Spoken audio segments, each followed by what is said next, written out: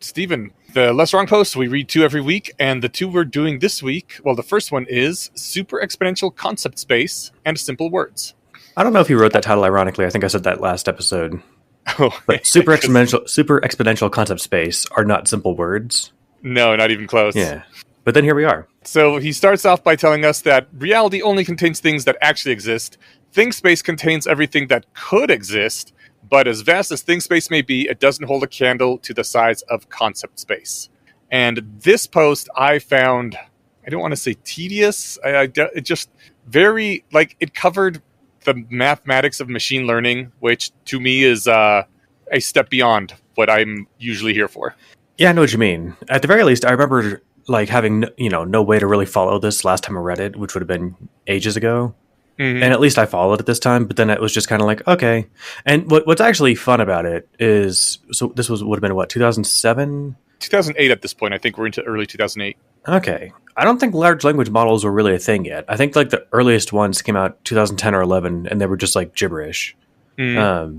And this is kind of why I think if I'd read this and I was smarter 10 years ago, or I guess 15 years ago, I could have anticipated that this is not how we will train the first AIs. Right.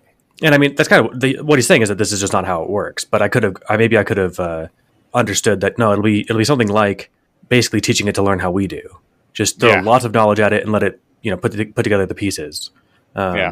Let it find its own boundaries in concept space. Right. Rather than try and draw it for it, because that's impossible, as the math quickly demonstrates. Yeah, well, let's first define a concept, because he uses it as a technical term here. A concept in machine learning means a rule that includes or excludes examples. The example he gives is if you see the data 2 yes, 3 no, 14 yes, 23 no, 8 yes, 9 no, then you might guess that the concept was even numbers. Good example. Now we know what a concept is, but he wants to display just how big concept space is. So he says, let's think about like days that are good to play tennis on. And we got 4 attributes here. They're the sky, sunny, cloudy, rainy, air temperature, warm or cold, humidity, normal or high, and wind, having some combination of attributes. We then have to figure out if it's a good day to play tennis or not. And all we can tell the AI is like, with this combination, it is a good day, or with this combination, it is not a good day. What he really is getting to here is that we've got 4 attributes. One of them has 3 possible, not spaces, but states. 3 possible states, thank you. And the other 3 have 2 possible states. So not very many combinations here. And yet he says the space of all possible concepts that classify days is the set of all possible sets of days whose size is 2 to the 24th, or more than 16 million. And that's just for, 3, 2, 2, and 2 as the options. And he says this is the problem with trying to build a fully general inductive learner. They can't learn concepts until they've seen every possible example in the instance space. That does seem like a problem. Yeah. And, I'm reminded of, like the earliest image recognizing AIs, if you want to call them that.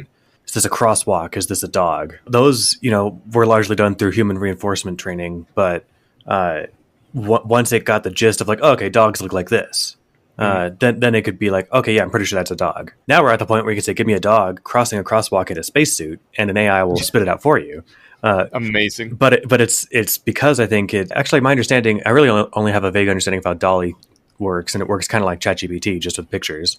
So that's only circumstance with 4 attributes, and one of them has 3 states, and the other 3 have 2. And it's like, no, that's way simpler than anything, really, right? If we had a 40-bit or 5-byte bit being yes or no questions, that could get us to lots of stuff. Compare that to like the Socrates thing again, right? It's like, okay, well, it matches with the, again, 5-byte description I have for humans and 5-byte description I have for hemlock and whatever, right? This is just more reason, because he wanted to tie this back, like, what does this have to do with language? I think this might be the last one in the language posts. I think it may be. Yeah. The way that we're reading them doesn't really have them separated out that way, does it? But no. The way it should be, a mess. Yeah. Yes. Like a brain. Lots of induction going on. That's right. But anyway, yeah. So it's impossible to operate the world that way. So you've got to have shorthands where you've carved reality up to be like, okay, look, people look like this. This generalizes back towards all the language stuff because where you carve reality with your concepts really matters. And so, like saying, "Oh, I can define a word any way I want," is actually like a huge imposition on you and on everybody else. For example, in the hypothetical definition of human that you had, you included the tone of skin or something. Well, then suddenly you encounter a different skin toned human, but they're not humans anymore, right? I mean, so Yeah. the concepts need to be rigid enough to be useful, but not so rigid that they are too exclusive. Yes. He points out that because of this, like, not only does learning rely on the inductive bias, but like learning is nearly entirely just inductive bias. Because when you're comparing the number of things that you're ruling out before you even start talking, it's huge. The words are already, just by their nature, including or excluding a ton of things. In the last post that we talked about, he stated a way to carve reality at its joints is to draw boundaries around concentrations of unusually high probability density. And now he modifies that to say a better statement would be, the way to carve reality at its joints is to draw simple boundaries around concentrations of unusually high probability density in think space. If you don't draw simple boundaries, you can't do inference with them. And I think that's like exactly what you were saying. Like, if your boundary includes exactly these hues of skin tone, but not these hues of skin tone, that's not a simple boundary, and you're making it very hard to talk about humans. The point is that boundaries have to be as simple as possible and still get the concept space. Yeah, like the human thing was an example with language, but it's even more like primitive than that. Like, just imagine trying to find a new food if you're an animal who, you've only seen these foods that you were fed as a baby, and you come across something like, can I eat this? Well, I have no idea, right? I can even imagine, like, you see a slightly larger apple than normal, and if you are too rigid in your things, you're like, well, that doesn't look like food because it's 10% larger than any apple I've ever seen, and I'm not going to eat it. Right. And some apples, when ripe, are green, Yeah. It can quickly become a mess. Some rocks look delicious. Something Tide Pods. Actually, do you remember rock candy? Not like the crystals, but like the candy that like actually looked like rocks. No. It's probably still around. I remember having it as a kid. Like it looked like the kind of rocks you'd pick out of your garden. It was supposed to be like a novelty kind of thing, right? You can hide it just in your rock garden then, and no one will be the wiser. You got secret snacks sitting around. Yeah, until the ants find it. But ants won't know. They think it's a rock. Well, then that raises the question, right? So they must be using something other than what we're using to determine whether or not something's food. But sneaky ants. Yeah. They're certainly not using, the same reality carving tools that we are. Yeah. So yeah, he pulls it back to, if once you consider like how super exponential, there's that word, the size of a concept space is, it's pretty clear that just singling out a particular concept for consideration is a big act of audacity on its own. And he presents as an example that presenting us with the word Wiggin, defined as a black-haired, green-eyed person, without some reason for raising this particular concept to the level of our deliberate attention, is like a detective saying, well, I haven't the slightest shred of support one way or the other for who could have murdered those orphans. Not even an intuition, mind you.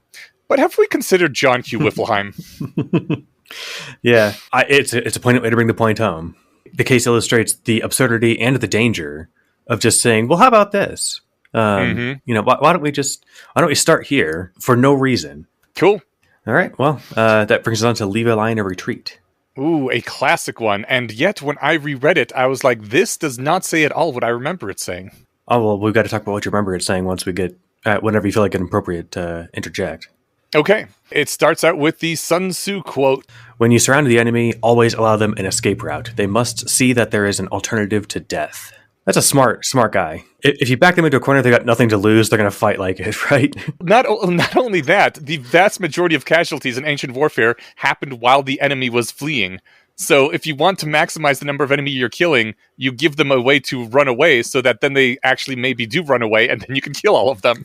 That too, I suppose if they turn their backs, they're an easier target. But I'm just thinking if you back them up against a cliffside or something and they're going to fight to the last man, then you're going to lose a lot more than it would take to kill them, right? Hell yes, every time. Yeah. So the parable here is don't back yourself into a corner. Turn around to see the cliff face and then realize, oh, actually, that's scalable. Yeah. He starts us off with a example from his real life where he was talking to a believer in souls and says, all right, before we go any further deeper into this, visualize what the world would be like if there are no souls and what you would do about that. Don't think about all the reasons it can't be that way. Just accept it as a premise and then visualize the consequences. It helps to make a belief less uncomfortable before you try to evaluate the evidence for it. I really like that. And it's a mark of, I don't know, my specific variety of nerd upbringing that comes perfectly naturally to me. Oh, interesting. I mean, not to say if it's interesting, maybe I'm selling it too hard. That doesn't seem like a horrifying, unusual thing to me. Yeah, I think it's interesting because that is not the common human experience, right? Normally people just don't do that. Right. That's my point. Is I think that, you know, if you want somebody to, I think it was just like Aristotle had the quote of like, you know, now it sounds like high and mighty, but it's the mark of an educated person to be able to entertain an idea without believing it. Mm-hmm. You know, you can grab any charged subject or any just mild one and just say, okay, well, look, what if it was the other way? What if the opposite is true? Like he was in his discussion with this woman about souls and chronics and stuff. He anticipated the like, well, hold on, I don't want it. You know, it's too scary to imagine that. He's like, just pretend it's not scary and just, you know, think about what this would actually look like. Okay, now that you're there, now we can talk about why you think you shouldn't sign up for chronics or something, right? Yeah, like if you're actually worried this might be true, that can be terrifying. But he's like, just think of it as a thought experiment, you know? Don't even think that it's likely to be true. Just in a fictional, weird science fiction world, what would that world look like? What would you feel like? I guess what he says, if you can just imagine the fake hypothetical world where this might be true, then it might not be as terrifying to consider the possibility that it actually is in this world. Yeah, I think maybe this is just part of my thing of not really having an identity at all, but or you know, certainly not like a really strong one where it's like, oh, these convictions are core to who I am or something. If I premised my entire social life on trying to think of something vaguely inflammatory but not too specific. I often think about like a medical emergency. People just don't want to know oftentimes if they have cancer because it's like, well, I guess that's my life then. I can't afford this. I'll just die, I guess. But like when you really sit down and try to think about the hypothetical, it's like, okay, I have to make a lot of adjustments in my life. I'm going to change my diet. All these activities that I enjoyed are probably going to have to get put on hold for a few years. And I'm going to take out a lot of debt to fight this. But like, you can see that world. It's just not like, oh, world's over, guess I die now. It's like, I see, it's going to be tough, but there is a plan of action. Yeah, no, that's a good example. I was trying to add one with like a social component too, because I think that's part of a lot of the horror comes from for people. Okay. Like if I believe what my group doesn't believe, or if I don't believe what they believe, then I'm ostracized from this community that I'm so close with or care so much about. Yeah. But yeah, I mean, the medical example is perfect, and it certainly hits that point really well, where it's like, rather than just like flinch away from the scary thought, flinch into it, and then see what you'll do in that scenario. Like a short story from last year when we were selling our last house and trying to get into this one. It was like a whole nightmare trying to sell the last place to like have it sell right around the time where we could close on this one, not knowing when this closing date would be. And then when we finally got to put it on the market, like no one was biting, and I'm thinking, okay, well, I'm walking through all of this and I'm just trying to figure out, like, can we actually afford the place if this doesn't work? And like, okay, yes, if I liquidate everything I have and then put that down as the down payment, and then when we sell the house, I can just kind of reimburse myself. We can still make this happen. And I think I realized I was stressing out my wife, like talking her through this, because like there's already lots of stress going on with packing and people coming through the house with showing it and whatever. And here I am just like saying, hey, well, you know, if the loan doesn't work out, you know, we can just do this or whatever, right? And it's like, why am I bringing these up? Because that's how I think about stuff, is like, maybe it's like a worrying impulse, but rather than just like idly worrying, I'm thinking, okay, well, here's what I can actually do about it. Yeah. By and large, I think it's just a good technique. And he brings up just like, you know, more mundane things. Like, I don't know, finally, maybe a couple years ago, it finally clicked where I stopped being worried that I'd get fired every day. I finally had enough affirmation from coworkers that I don't really suck at this, because I was just sure that one day my bosses would wake up and realize like, oh, this guy doesn't know what he's doing, and fire me. Right. And now I'm at the stage of like, okay, well, if that happens, like, yeah, it'll suck, but here's what I'll do if that happens. And look at that. It's totally survivable. Yeah. So it's like, but for a while that was a paralyzing fear. Oh man. And then once you kind of just get past that, then it's it's amazing what becomes less scary once you actually think about what you can do about it. I think it's a sign of a really toxic community if you start doing this kind of thought experiment and you think, well, if I believe these things, then all the people I care about are going to cut me out of their lives, and I will never see the people I love again. And for that not to be just like crazy hyperbolic, oh no, my boss is going to figure out I suck and he's going to fire me, but to literally be actually true, that if you were to say a few times something like, actually, I think most men are pretty good, that you would lose your society and your friends and the people who love you. I think that's a sign that you are in a really terrible society and they have somehow created a hellish dystopia, and now you are living in fear of even believing something that is not popular. Or even considering it. Or even considering it, yeah. Like, I can see this being a legitimate, real fear for people, and I just think that's a very good sign. You need to find some way to get out of that community as quickly as possible. We welcome you to the rationalist community, where thinking outside the group norms is not only welcome, but encouraged. Yes, where we often very strenuously disagree with each other about stuff and yet remain friends. Yeah, I mean, it's interesting, like if you're having a conversation with like, whatever, the statistics of police violence or something, somebody might just be totally unwilling to be open to just looking at reported crime statistics, right?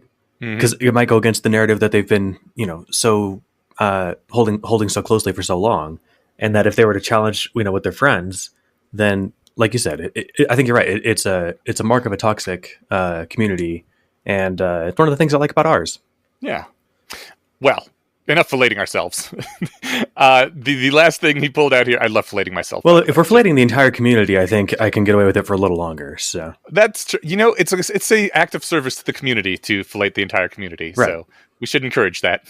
We'll fillet later too when we mention the Go with the Rose. So, absolutely. All right. The last thing I pulled out here is that you shouldn't be afraid to just visualize a world you fear. If that world is already actual, visualizing it won't make it worse. And if it is not actual, visualizing it will do no harm. I can think of exceptions to that last line. Really? Yeah, I mean, if running with your medical example, say you've got a test that's going to come back and there's a 5% chance you have whatever, some terrible cancer. Maybe it's better off just waiting until the test results come in before you even think about it. Right. Because otherwise you'll be just doing yourself a ton of anxiety in the couple weeks. Yeah. And there's really nothing actionable you can be doing in those 2 weeks. Because let's just say the answer is just a death sentence, right? Right. So it's not like, well, I could start taking proactive measures now. Although maybe one should, if if it is the standard, get your affairs in order, set up a someone to inherit your estate and all that. That's something I've been meaning to do for the last few years, and I'm not even sick. So yeah, I mean, it is interesting. But yeah, I generally agree with that. Yeah. All right. So I'm going to touch on now how I remembered this extremely incorrectly. Whenever I run into this concept or someone saying leave a line of retreat out in the real world, it is when arguing with others or when talking about arguing with others, and it's being brought up like, don't press the point too hard. Don't hold their feet to the fire too much. Obviously do that, but always leave the person who's in the conversation on the other end a line of retreat. And it's considered good practice. Not only is it less, antisocial to not be a total jerk about it, but it is pointed out, look, this is good practice, because if they think they have to defend their belief to the death, then they're going to. But if you're kind of nice about it and leave a line of retreat, then that makes people more open to maybe considering what you're saying in the fullness of time and not resisting it quite so hard. You're actually going to win more over time by being nicer. And while all that is true, that's not what this post is about at all. This post is about that you personally working on yourself. I should consider the world that scares me. And I should be willing to visualize what I fear, because it will make me better, and I will be able to change my mind more easily if I have to. I will be able to consider thoughts that are instinctively scary that might be true. It's all about how to make myself better and how to make ourselves better, as opposed to how to win over people in arguments. So just completely different focus. not even related, you know? Yeah, I mean, what you said sounds good, and I'm trying to think of. It sounds vaguely familiar. I mean, certainly there's a good norm of disagreement where like you aren't pushing the person too hard, and like the only like possible outcome for them if they're wrong is that they're an idiot. Mm-hmm. You want to make it clear, like it was not. It's a very forgivable mistake, or whatever. I'm like imagining talking to like a climate change denier or something, and it's like, no, man, of course might. It's super reasonable to be mistaken about this. Look at how confusing all the reporting is on this. You want to make it like not their fault, and like again, where if they admit that they're wrong, it's not like they're at the same time being forced to admit that they're idiot. But yeah, that has nothing to do with what's in this post. Maybe you invented that, or maybe you read it somewhere else. But either way, I like it. If it's an original Eneasz, props. And if it's not, you still get props for sharing it. So, oh, okay. I will take the second props then. All right. What are we reading next time? All right. The second law of thermodynamics and engine of cognition. Or excuse me, this is all one title. The second law of thermodynamics and engines of cognition. And then the second post is perpetual motion beliefs.